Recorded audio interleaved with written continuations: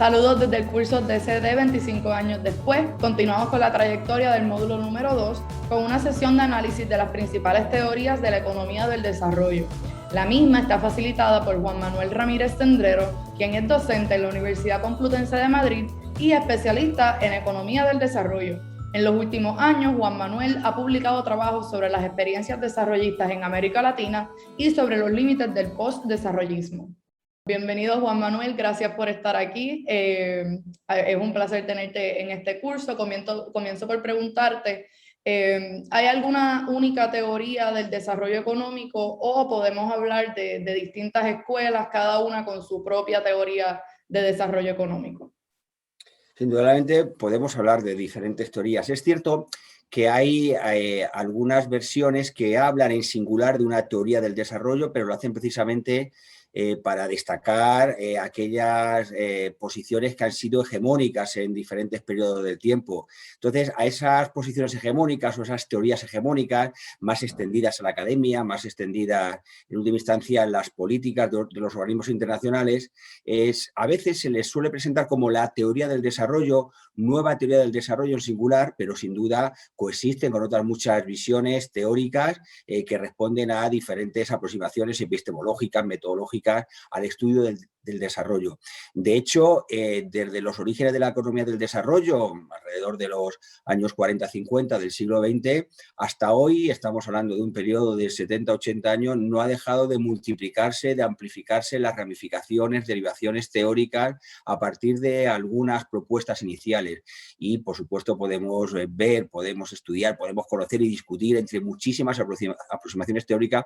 Por tanto, yo creo que es correcto hablar de teorías del desarrollo, teorías económicas del desarrollo en el ámbito de la economía del desarrollo y también, lógicamente, en otros ámbitos de las ciencias sociales.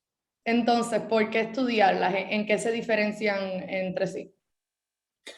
Lo fundamental para justificar el estudiarlas todas es que, en definitiva, cada estudioso del desarrollo académico, cada activista, cooperante, tiene que tener una visión del desarrollo y un criterio propio a partir del cual tomar decisiones. Podemos justificar determinadas medidas, determinadas políticas en función del desarrollo.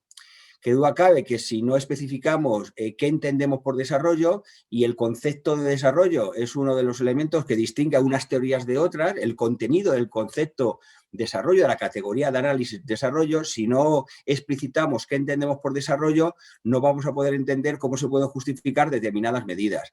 Lo importante es que cada agente implicado en la tarea del desarrollo, de su análisis, de su logro, tenga un criterio interpretativo propio para valorar estrategias, para valorar objetivos. Y se tiene un criterio propio cuando se conocen muchas alternativas teóricas, muchas alternativas interpretativas, a partir de los cuales uno puede construir la suya, lógicamente. Porque si no construimos nuestro propio criterio, en última instancia podemos caer en la convicción de lo último que escuchemos, si no somos capaces de poner a eso último que escuchamos un criterio propio para valorarlo, distanciarnos, matizarlo o sí, quizás sí también aceptarlo. Pues entonces, en ese sentido, entre tantas escuelas y teorías, si tú, Juan Manuel, tuvieras que dar una definición de desarrollo, ¿qué definición haría? ¿Qué características tendría? ¿Y cuáles serían sus políticas económicas clave? Bueno, realmente, más que una entrevista, ese sería el objetivo de cualquier curso de posgrado vinculado al desarrollo, ¿no? Pero sí puedo aportar alguna idea. Teniendo en cuenta elementos comunes que están en muchas, insisto, de las teorías económicas del desarrollo, o sea, situándome en el ámbito de la economía del desarrollo, siendo conscientes que en el ámbito de las ciencias sociales, lógicamente, hay aproximaciones también desde las mismas al desarrollo, en términos de sociología del desarrollo, cultura del desarrollo. Yo me circunscribo a las propuestas teóricas en el ámbito de la economía del desarrollo. Y qué duda cabe que esa idea de desarrollo y desarrollo económico está asociado, por una parte, al incremento de la capacidad productiva de la sociedad, de los colectivos humanos, para garantizar las condiciones materiales de existencia, por una parte, lo que podemos entender en términos de crecimiento, pero no solo eso, sino que a partir de ahí deben incorporarse también transformaciones de la realidad. Es decir, el subdesarrollo está asociado a una determinada distorsión en el funcionamiento económico. es decir, la existencia de obstáculos al desarrollo. El desarrollo, por tanto, tiene que buscar superar esos obstáculos al desarrollo y eso implica transformaciones de la realidad económica y social. Por tanto, el desarrollo tiene que ver con incrementar la capacidad productiva de las sociedades, de los seres humanos, para garantizar nuestras condiciones materiales de existencia y para que, en definitiva, la vida humana sea una vida digna de ser vivida y una vida que pueda ser cada vez menos dependiente y menos vulnerable ante las incertidumbres del planeta, por una parte, pero además tenemos que transformar aquellas estructuras económicas y sociales que impiden que se logre ese objetivo. Por tanto, el desarrollo tiene que ver con crecimiento y tiene que ver también con transformaciones, con cambios estructurales en la forma en que nos organizamos como sociedad para asegurar, para garantizar nuestras condiciones de existencia. Podemos incorporar algún elemento más, citando a Celso Furtado, uno de los gigantes de la economía del desarrollo, cuando hablaba también de que el desarrollo tiene que tener un componente de intencionalidad política, no como resultado espontáneo de la evolución de las sociedades, sino que tiene que responder a una labor consciente, conscientemente política de las sociedades para lograr esos objetivos y también, y termino con esto, un elemento o ciertos elementos de creatividad social. Durante años hemos oído hablar de lo que son políticas de ajuste estructural. ¿Podrías abundar en qué consisten estas políticas, cuáles son sus principales medidas, cuándo empezaron a implantarse y cuál fue la reacción de las personas o los pueblos a las que se le aplicaban estas medidas? Bien, las políticas de ajuste estructural es la expresión de, podemos llamar, políticas de desarrollo, políticas económicas inscritas precisamente en una de las corrientes teóricas de la economía del desarrollo, lo que podemos llamar la contrarrevolución neoclásica, la recuperación de las políticas liberales alrededor de los años, a partir de los años 70, 80. Son las políticas conocidas popularmente como políticas neoliberales, las políticas sistematizadas en el celebérrimo Consenso de Washington, y eran políticas que intentaban dar podemos decir, una cierta marcha atrás en lo que habían logrado las políticas desarrollistas de los años 40-50, políticas de transformaciones estructurales, políticas donde el Estado asumía un papel impulsor del desarrollo y precisamente esa llamada contrarrevolución neoclásica expresada en las políticas neoliberales del Consenso de Washington, lo que buscaba era el desmantelamiento de todo ese instrumental desarrollista y la vuelta a la fe en los mercados, que fuera la acción espontánea de los mercados, los mecanismos de ajuste de oferta y demanda, sin ningún tipo de interferencia estatal o gubernamental o pública, quienes garantizara una, podemos decir, dinámica de crecimiento económico. Aquí no se planteaban un objetivo más ambicioso de desarrollo, el objetivo era meramente el crecimiento económico. Fueron políticas desde algunos ámbitos combatientes u opositores o contrahegemónicos llamadas políticas de hambre. Fueron políticas que en gran medida debilitaron a los pueblos, debilitaron los instrumentos de los diferentes países para establecer estrategias de desarrollo. Se basaban en la liberalización económica en todas sus dimensiones, privatización de empresas, desregulación, apertura externa, y significaba en última instancia que se confiaba en la actuación de las empresas privadas y de las fuerzas de mercado para el logro de objetivos económicos. De hecho, gran parte de los movimientos sociales en los años interseculares y una cierta revitalización del desarrollo, del neodesarrollismo y de las estrategias de desarrollo y políticas de desarrollo a partir del año 2000 se apoya en las respuestas populares y la contestación social en América Latina y en otros lugares a gran parte de esas políticas. Entonces, por esa misma línea, ¿qué principales críticas se le puede hacer a esta teoría neoliberal? Las principales críticas tienen que ver con no tener en cuenta la naturaleza económica específica de las economías subdesarrolladas. Es decir, estas propuestas se apoyan en que el desarrollo en definitiva es una carrera donde unos países van más adelantados y otros países van más atrasados. Por tanto, no hay que hacer nada, simplemente dejar que compitan en un mercado mundial que ofrece condiciones para todos. Las mismas condiciones. Es decir, no tienen en cuenta que su desarrollo económico está asociado a un funcionamiento económico diferente y requiere instrumentos de intervención diferentes.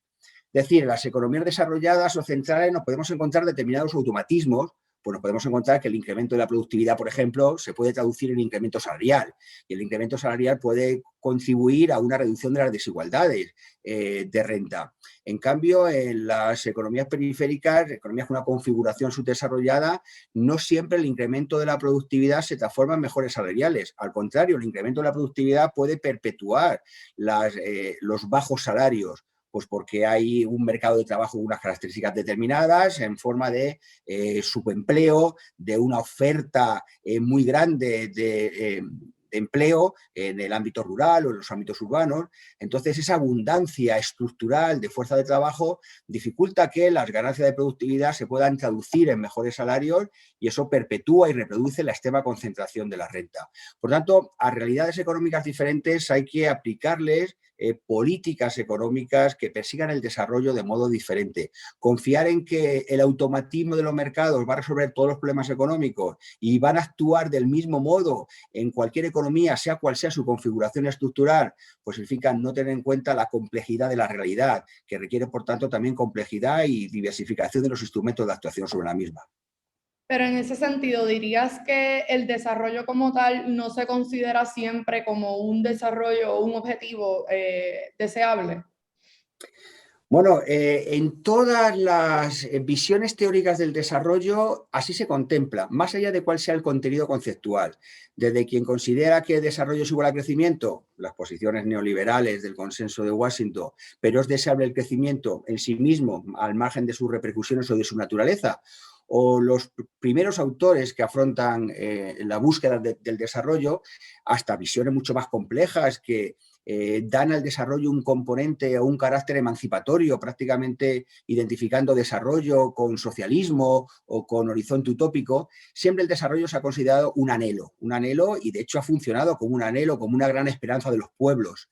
Pero es cierto que en los últimos años, especialmente desde los años interseculares, sobre todo años 90 y primeros años del siglo, con la emergencia de, en última instancia, la toma de conciencia de las restricciones medioambientales que el planeta nos proporciona, es decir, la toma de conciencia del daño que la actividad económica humana genera al planeta, bueno, pues han surgido determinadas visiones que apuestan por restringir la actividad económica humana en un contexto también de revisión de los presupuestos epistemológicos de la idea del desarrollo. Qué duda cabe que el desarrollo, la idea de desarrollo, como horizonte emancipatorio de muchos pueblos a lo largo de la segunda mitad del siglo XX, responde a un patrón cultural, que es el patrón, en última instancia, que se refleja en el positivismo ilustrado europeo del siglo XIX. De ahí emana la idea de progreso y de ahí emana la idea de desarrollo.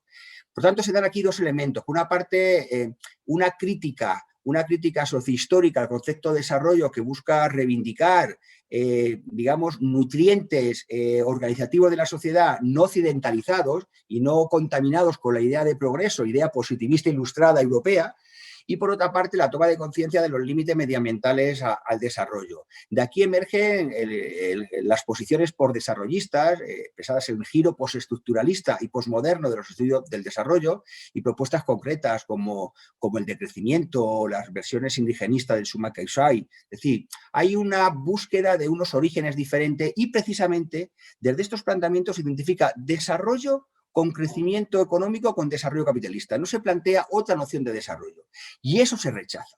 Claro, la diferencia con otros planteamientos alternativos o heterodoxos es que mientras, sobre todo los que se nutren, ¿no?, de la crítica marxista al capitalismo, es que consideran que otro desarrollo no capitalista es posible, es decir, un desarrollo orientado a las necesidades de las grandes mayorías excluidas.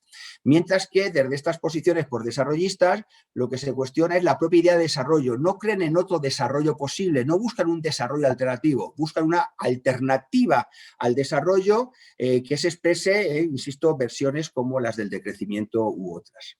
Muchas gracias. Entonces, para ir resumiendo, ¿podrías profundizar un poco en cuáles son hoy esas propuestas en debate? Ya que, como bien mencionas, en los últimos tiempos también se ha hablado de postdesarrollo y de codesarrollo. ¿Qué significan estos términos y pues cuáles son sus propuestas? Bueno, insisto, estas son propuestas que se pueden incluir dentro de esas alternativas al desarrollo, pero insisto, hay otro campo que es el del desarrollo alternativo y ahí se incorporan todas las propuestas neodesarrollistas con muchas variantes.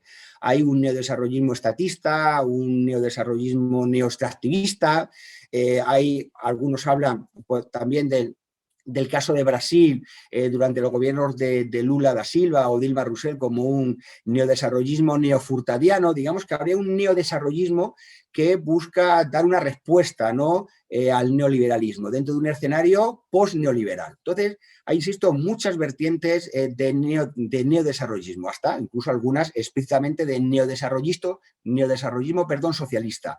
Y luego hay efectivamente el campo de alternativas al desarrollo. Y ahí, digamos, hay propuestas que tienen que ver con la naturaleza de las sociedades en las cuales emergen en Europa o en Australia, en economías, llamemos, altamente industrializadas, con altos niveles de consumo y también de capacidad de generación de costes medioambientales, pues la propuesta quizá más arraigada, más difundida es la propuesta del decrecimiento. Es decir, establecer una vía de organización económica y social que disminuya la utilización de recursos naturales, que disminuya el daño que, por ejemplo, hace nuestra actividad a los sumideros del planeta, y eso implica reducir la producción, reducir el consumo energético, incluso reducir el consumo de mercancías, por una parte. Luego hay otras propuestas que emergen de otros ámbitos geográficos y que lo que buscan es precisamente una recuperación de las formas tradicionales, ancestrales, prehispánicas, en el caso de América Latina, a partir de esas formas de organización de pueblos, de la serranía, de la selva amazónica y sus instituciones comunales. El desafío es cómo se traslada esas fuentes inspiradoras de pueblos originarios de ámbitos rurales, selváticos o de sierra, a sociedades altamente urbanizadas, ¿no?, como son una parte de las economías periféricas, ¿no? Mil gracias, Juan Manuel. Ha sido un verdadero honor tenerte aquí con nosotros hoy y poder dialogar un poco. Gracias por tu insumo sobre las principales teorías de la economía del desarrollo y por ayudarnos a entender hacia dónde debemos o podemos caminar de manera solidaria. Muy bien. Muchísimas gracias a vosotros por contar conmigo para poder de alguna manera contribuir, ¿no?, a este, sin duda, pues muy apasionante proyecto. Gracias.